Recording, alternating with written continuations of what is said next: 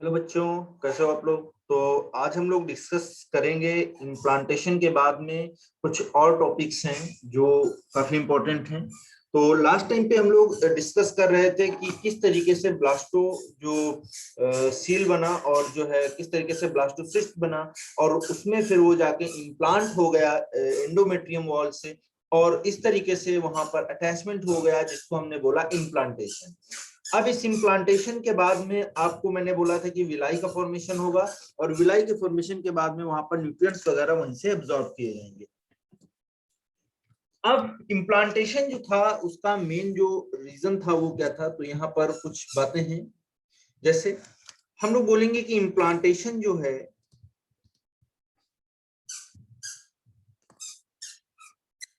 Implantation causes nourishment, implantation causes nourishment, enrichment,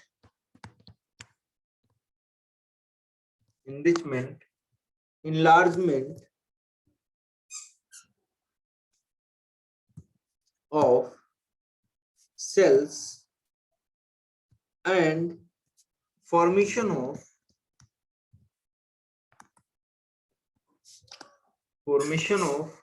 uterine part of placenta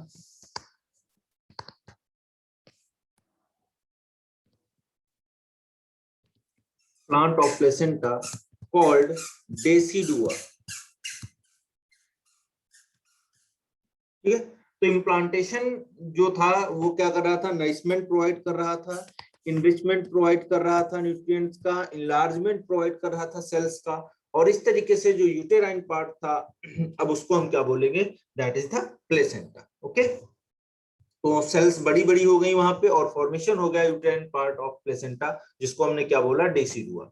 ठीक है, actual में decidua के case में आप अगर और सिंपली अगर देखो इसको तो ये क्या है, आप बोलोगे मॉडिफाइड म्यूकस लाइनिंग ऑफ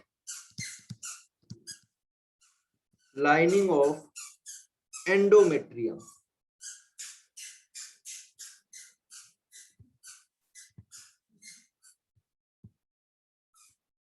तो डेसिडुआ और कुछ नहीं है, क्या है, जो एंडोमेट्रियम है उसका जो म्यूकस लाइनिंग है वो मॉडिफाई हो गया और ज्यादा इनलार्ज हो गया, तो उसी को हमने क्या बोल दिया, डेसिडुआ। ठीक है, अब एंडोमेट्रियम नहीं, अब हम क्या बोलेंगे, डेसिडुआ आफ्टर द इम्प्लांटेशन और इनलार्जमेंट, एनरिचमेंट, एनराइचमेंट होने के बाद में।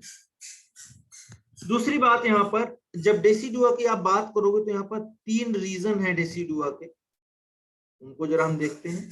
तो पहला है, आप बोलोगे इट हैज 3 रीजंस।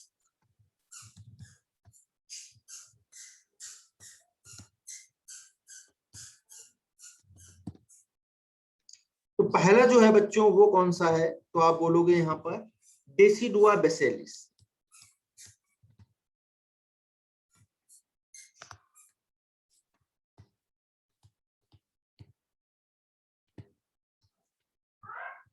ठीक है, कौन सा है, डेसिडुआ बेसिलिस। डेसिडुआ बेसिलिस में जब आप बात करोगे तो ज्यादा इंपॉर्टेंट नहीं है ये सारी बातें, आपको अगर याद है तो ठीक है। तो हम बोलेंगे पार्ट ऑफ डेसिडुआ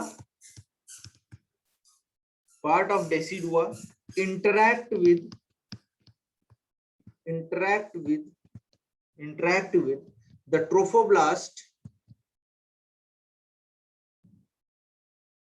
जो ट्रोफोब्लास्ट सेल्स हैं उनसे इंटरेक्ट करेगा, एंड अंडरलाइन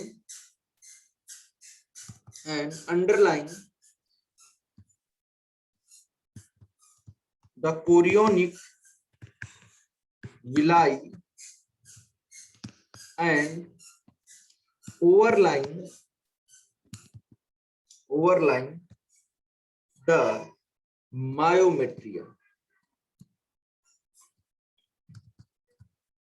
आपको समझ में ही आ रहा होगा, जो डेसिडुआ का पार्ट था वो इंटरेक्ट कर रहा था ट्रोफोब्लास्ट सेल से के जो है नीचे, और आप उसके बाद देखोगे जो कोरियोनिक विलाई थी और ओवरलाइंग था मायोमेट्रियम का। तो ऐसे समझ सकते हैं ये मायोमेट्रियम थी, ठीक है, और मायोमेट्रियम के बाद में ये हमारा एंडोमेट्रियम था, ऐसे था। तो डेसिडुआ हमने क्या बोला कि part of decidua interact with the trophoblast. तो ट्रोफोब्लास्ट हमारा कहाँ था, तो आपको पता है ये ऐसे आके जो है यहाँ पर आके ऐसे ये बना रहा था, ये इस तरीके से। तो ये ट्रोफोब्लास्ट सेल्स थी, है ना। तो कोरियोनिक विलाई जो थे, ये कोरियोनिक विलाई थे, तो ये क्या इसके अंदर जो है सस्पेंडेड थे कि नहीं थे, ठीक है। तो ये जो बीच वाला पार्ट था जो यहाँ पर, इसको हम क्या बोल रहे थे, डेसिडुआ बेसिलिस, ठीक है। और ये प्रेजेंट कहां पर था, तो आप बोलोगे between the Korean, between the Korean and myometrium. तो मायोमेट्रियम और कोरियन के बीच में प्रेजेंट था कौन, डेसिडुआ बेसिलिस। अब दूसरा देखते हैं इसके बाद में, डेसिडुआ बेसिलिस के बाद में जो दूसरा होगा डेसिडुआ का पार्ट, जो दूसरा रीजन होगा उसको हम बोलेंगे डेसिडुआ कैप्सुलरिस।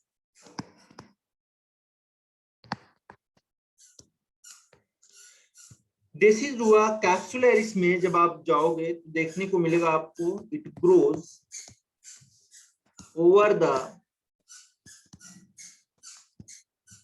एम्ब्रियो, यानी कि एम्ब्रियो को ऊपर ग्रो कर रहा था, ऑन द ल्यूमिनल साइड, वहां पर ल्यूमिनल साइड पर,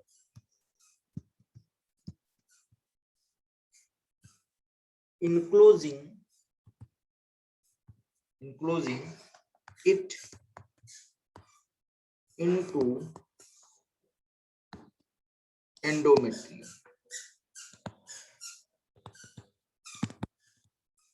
ठीक है। और ये प्रेजेंट कहां पर था, तो आप बोलोगे present between the embryo and uterine cavity. तो ऐसे समझेंगे, ये जो है यूटेराइन एंडोमेट्रियम थी, समझ लो ऐसे। यहाँ पर ये एम्ब्रियो हमने मान लिया ऐसे। तो यहाँ पर हमने बोला कि एम्ब्रियो और यूटेराइन कैविटी जो है उसके बीच में प्रेजेंट है। तो कैविटी जो इसकी होगी यहाँ पर, ये पूरा यहाँ पर ऐसे इस तरीके से। तो यहाँ पर क्या प्रेजेंट होगा, आप बोलोगे ये जो होगा वो क्या होगा आपका, ये होगा आपका डेसिडुआ कैप्सुलरिस, ठीक है। उसके बाद नेक्स्ट हम लोग देखेंगे जो तीसरा पार्ट था, जो तीसरा रीजन था, उसको बच्चों हम क्या बोलेंगे, that is known as decidua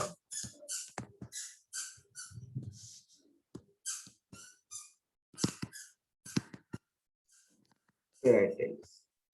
बहुत ज्यादा इंपॉर्टेंट नहीं है ये, तो आपको जितना याद रह पाए ठीक है, अदरवाइज डेसिडुआ के बारे में याद रखना, इतना ज्यादा डेप्थ में जाने की जरूरत नहीं है। तो आप बताओ, यहाँ पर बोलोगे it will fuse with the decidua capsularis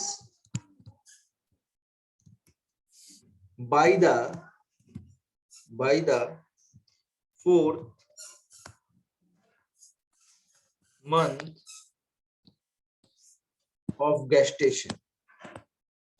तो 4th month ऑफ gestation के टाइम पे ये क्या होगा बच्चों, आप बोलोगे फ्यूज हो जाएगा डेसिडुआ कैप्सुलरिस से, modified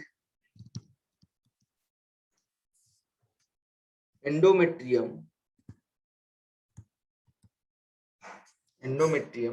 that line entire pregnant uterus except the area where placenta is forming। ठीक है। तो प्लेसेंटा को छोड़ के आपको देखने को मिलेगा यहाँ पे क्या होगा, बाकी सारी जगह पे क्या होगा, डेसिडुआ पैरेंटालिस होगा। एक बार इसका ओवरव्यू हम ले लेते हैं, अच्छे से देखते हैं एक डायग्राम बना के कहाँ पे कौन सा स्ट्रक्चर है।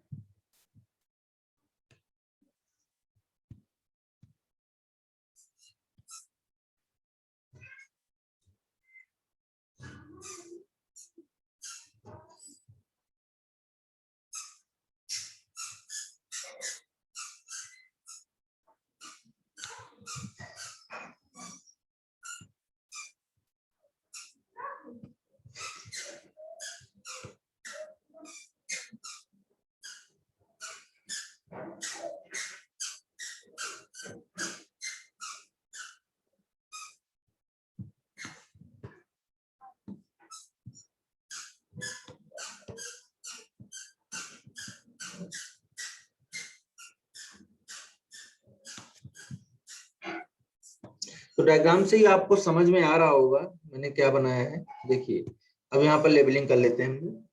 ये हमने बोला ये वाला जो स्ट्रक्चर है ये कौन सा है, तो आप बोलोगे डेसिडुआ बेसिलिस। ठीक है। दूसरा आप देखिए होगे यहाँ पर आपको ये वाले स्ट्रक्चर जो देखने को मिल रहे हैं ये क्या है, कोरियोनिक विलाई। क्या है, कोरियोनिक विलाई। ठीक है। उसके बाद देखिए जब यहाँ पर आप आओगे इस वाले स्ट्रक्चर को देखोगे तो यहाँ पर आपको क्या देखने को मिलेगा, जैसे ये वाला स्ट्रक्चर है तो इसको आप बोलोगे डेसिडुआ पैरेंटालिस।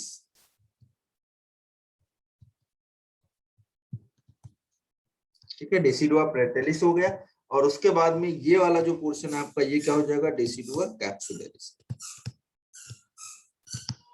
अब समझिए देखिए डेसिडुआ पैरेंटालिस के केस में क्या बोला गया कि it will fuse with the decidua capsularis. ठीक है।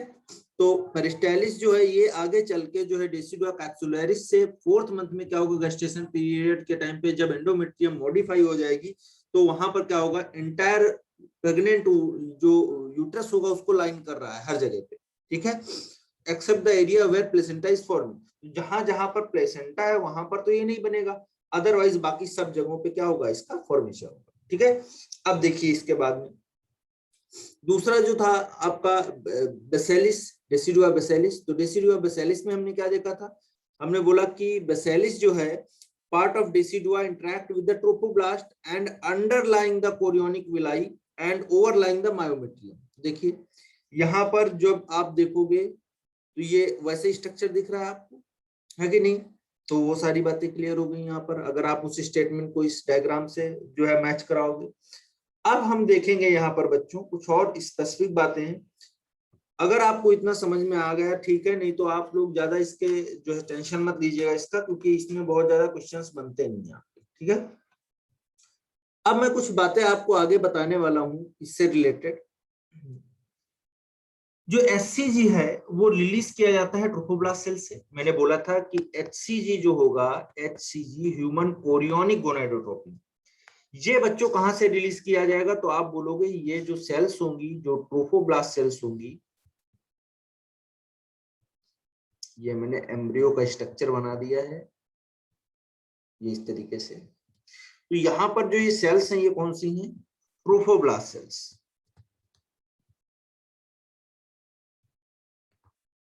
तो ट्रोफोब्लास्ट सेल्स क्या करेंगे, एससीजी को रिलीज करेंगी, है ना। तो ट्रोफोब्लास्ट सेल्स ने क्या किया, एससीजी को, ह्यूमन कोरियोनिक गोनाडोट्रोपिन को रिलीज कर दिया। ठीक है। And placenta HCG maintain the corpus luteum. और दूसरा अब क्या होगा, प्लेसेंटा भी बनने लगा होगा, वहां पर प्लेसेंटा बन गया होगा। तो दूसरा एससीजी कहां से बच्चों आ रहा है, तो आप बोलोगे प्लेसेंटा से आ रहा था। ठीक है। और ये दोनों क्या करेंगे, जो एससीजी निकल के आ रहे हैं ये बच्चों क्या करेंगे, जो कॉर्पस लूटियम है, जो कॉर्पस लूटियम है, ये मैंने कॉर्पस लूटियम बना लिया।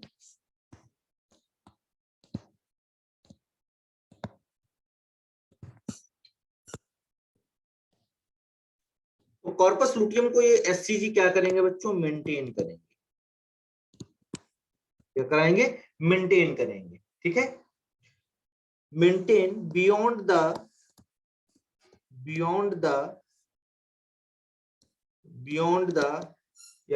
its normal life span, normal life है ना टाइम। तो जो नॉर्मल लाइफ टाइम था इसका वो क्या था, आप देख ही रहे थे बिना प्रेगनेंसी के, है ना। जैसे ही वो बन रहा था आपका तो ज्यादा टाइम के लिए नहीं था, जो पोस्ट लूटियल जो है पोस्ट ओव्यूलेटरी फेज थी उसमें देखने को मिल रहा था, है कि नहीं।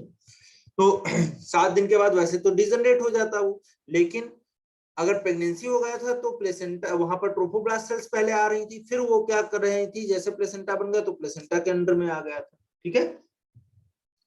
अब देखिए ये तो हमने बता दिया था। अब कार्पस लूटियम क्या कर रहा था, प्रोजेस्टेरोन और एस्ट्रोजन रिलीज कर रहा था, पता है आपको। दूसरी बात देखिए, एक क्वेश्चन आपको देखने को मिलेगा, एचसीजी जो होता है डिटेक्ट किया जाता है, डिटेक्ट इन यूरिन, कहां पर डिटेक्ट किया जाता है, यूरिन में, आफ्टर 15 days ऑफ फर्टिलाइजेशन। तो फर्टिलाइजेशन के आप बोलोगे 15 दिन बाद, कितने दिन बाद, 15 दिन बाद आपको अगर देखोगे तो यूरिन में क्या मिलेगा, HCG डिटेक्ट होगा। और इस टेस्ट को बच्चों हम क्या बोलते हैं, that is known as pregnancy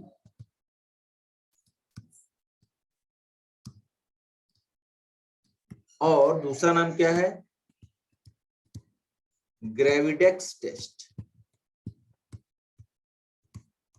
ठीक है, प्रेगनेंसी या ग्रेविडेक्स टेस्ट, ठीक है। तो हमने बोला कि जो कॉर्पस लूटियम है वो प्रोजेस्टेरोन रिलीज करेगा, है ना। और प्रोजेस्टेरोन मेंटेन क्या करेगा बच्चों, ये क्या मेंटेन करेंगे, थिकनिंग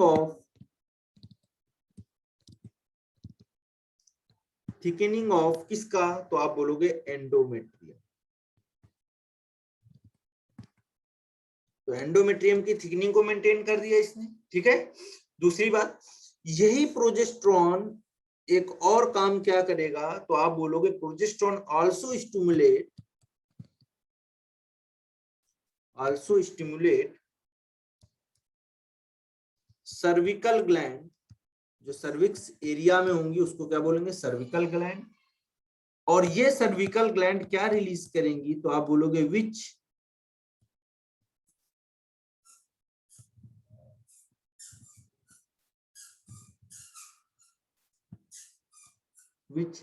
releases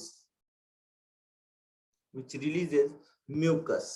तो ये क्या रिलीज करेंगी बच्चों, म्यूकस रिलीज करेंगी, एंड इट फॉर्म्स, और बनाएंगी क्या, it forms the protective plug,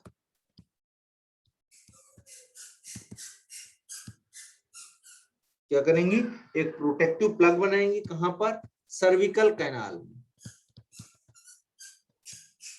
तो सर्विकल कैनाल में क्या होगा, एक प्रोटेक्टिव प्लग भी बन गया, ठीक है।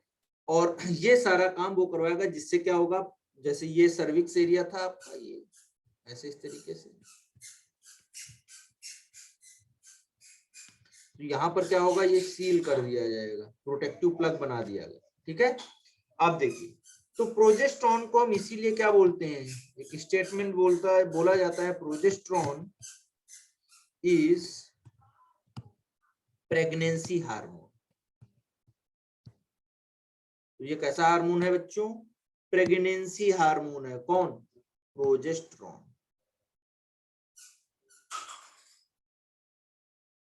ठीक है।